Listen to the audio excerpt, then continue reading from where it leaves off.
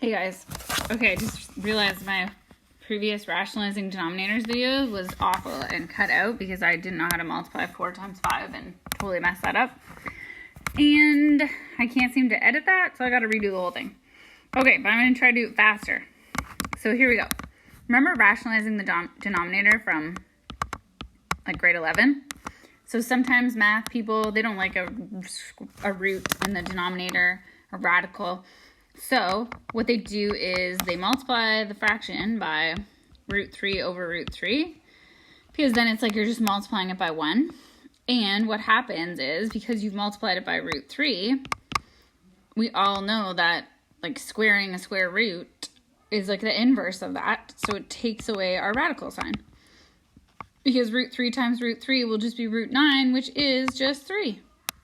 So we learned that in grade 11. That's called rationalizing the denominator.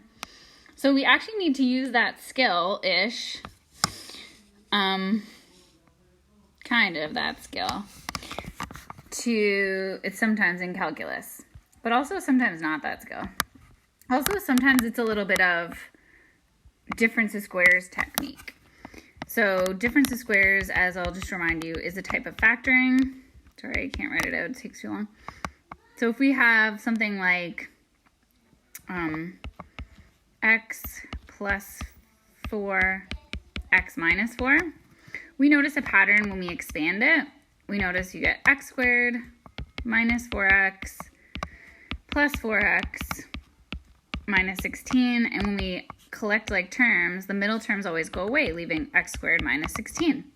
So the pattern we notice is it seems that you just square the first and last term, x squared, 4 squared is 16, and then you put a minus sign in between, which makes us do these really fast, because if we had x plus 3, x minus 3, we know that would expand to be x squared minus 9. We can do it quickly.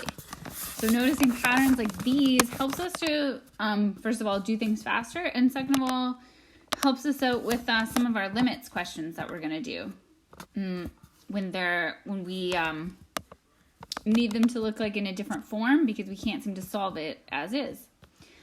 So I'm just going to show you the skill so you can just know what it is. I really wish I had the question on me, but let's just say we had 5.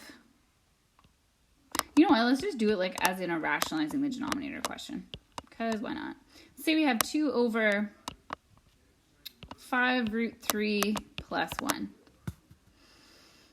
Let's say we wanted to get the radical out of the denominator, and that doesn't even have to be our reason, but whatever. Just say we want to change our equation around.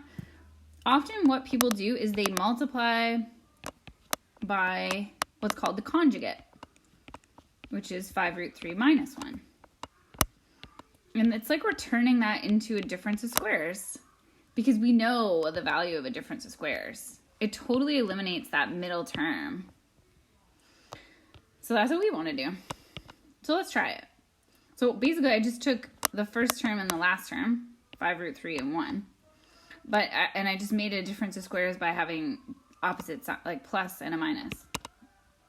Okay, so if we multiply the numerators, I'm not going to expand. I'm just going to write it like that. And we multiply the denominators. Well, I know that when I multiply the denominators, because it's a difference of squares, I know it's just going to end up being 5 root 3 squared minus 1 squared. Like knowing with my knowledge of difference of squares, which, 5